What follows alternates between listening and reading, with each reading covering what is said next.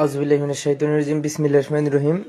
প্রিয় শ্রীবর্ধী ঝিনাইগাতীবাসী, আজ আপনারা সকলে অবগত আছেন, ঝিনাইগাতীতে জামাতের শান্তিপূর্ণ যে অবস্থান ছিল সেখানে বিএনপি সন্ত্রাসীরা দেশীয় অস্ত্র রামদা নিয়ে হামলা করে, সেই হামলায় প্রায় আমাদের ৬০-৭০ জন ভাই আহত হয়েছে।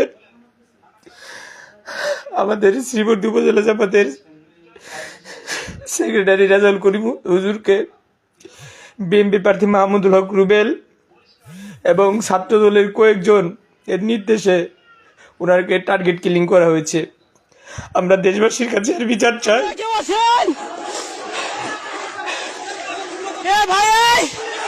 আপনারা কেউ আছেন?